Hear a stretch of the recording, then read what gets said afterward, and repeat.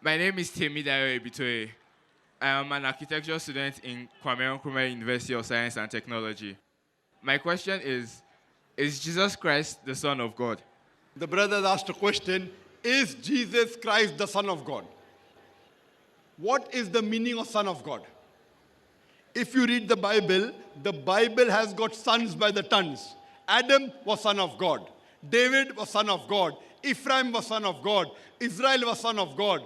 Book of Romans, chapter number 8, verse number 14 says, as many that are led by the Spirit of God, they are sons of God. That means if you follow the commandment of Almighty God, you are a son of God, meaning you are a godly person, you are a saintly person.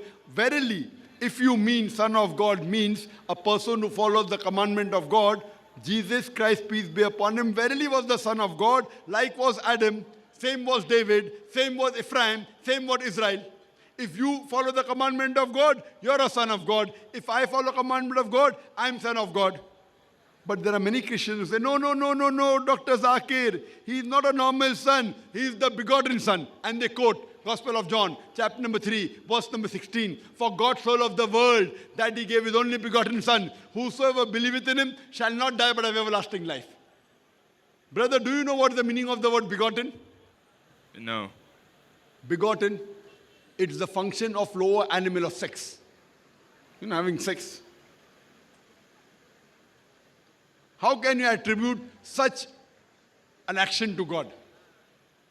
That's the reason, if you read the Revised Standard Version of the Bible, revised by 32 Christian scholars of the highest eminence, backed by 50 different corporate denominations, they say that this word begotten is an interpolation, is a fabrication, is a concoction, and they've thrown it out of the Bible.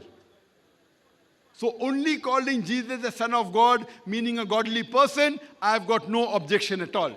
He followed the commandment of God. He is most verily in that context the Son of God. But he is not God. Do you understand, brother? Yes. Because there is not a single unequivocal statement in the complete Bible where Jesus Christ, peace be upon him, himself says that I am God, or where he says worship me. Brother, do you believe Jesus is God? No. MashaAllah. Do you believe he's a prophet of God?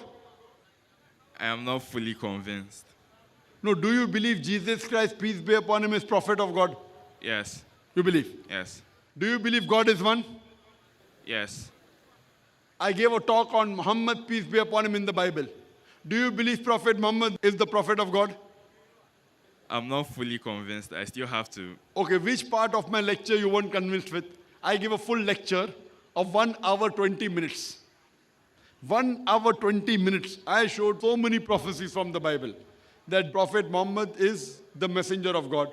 Jesus Christ, peace be upon him, said in the Gospel of John, chapter number 16, verse number 12 to 14, I have many things to say unto you, but ye cannot bear them now. For he, when the Spirit of truth shall come, he shall guide you to all truth. He shall not speak of himself. All that he hears shall he speak. He shall glorify me. So, brother, do you believe in Prophet Muhammad sallallahu alaihi wasallam as the prophet of God?